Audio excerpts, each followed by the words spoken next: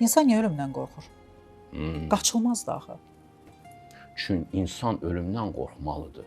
Çünki ölümə qarşı qoya biləcək bir mətləbə çatmamısınsa qorxunan. Ölümə qarşı qoya biləcək bir mətləbə, məqama, həqiqətə çatırsınsa, yalnız onda ürəyin rahatlıq tapır. Nə qoymaq olar ölümə qarşı? Allah. Sonsuzluq, əbədiyyət. Və əslində sən özündən imtina eləyib köçürsən ora. Damla okeana qarışır və deyir mən okeanam. Damla damlalığını tərk eləyir. Nəsimi də var deyə Ənəl-Həq deyirdi. Keçir ora. Yalnız o keçid gerçəkləşəndə özündən imtina. Bu qurban ayini var ha. O bir işarədir, bir ipucudur ki, bəlkə özündən keçəsən.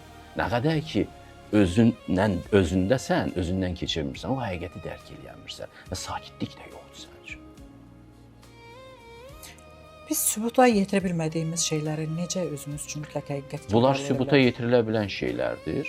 Sadəcə olaraq, yenə deyirəm, xəyallar dünyası. məsələn, bax, mən yaşlandıqca inanmazdım buna, amma belə bir TikTokda zətdə belə bir şeylər, videolar çıxır ki, məsələn, yaşımı təyin elə qulağıma görə. Yaşlandıqca görürəm ki, bəzi səsləri sən demə doğrudan da eşitmirəm artıq. Gəncliyimdə onları eşidirdim. Məsəl üçün, yaşlandıqca s hərfini eşitmək azalır. Bilmirəm, o vibrasiyalar dəyişir. Məsələn, mən gənc uşağa qulaq astırdım, dedim, sən doğrudan eşidirsən, bu saniyədən başlayır, deyir, hə. Və müdriklərin hiss etdiyi bir başqadır da. Onların eşitdiyi bir başqa. Onlar ancaq Arifi anlayır.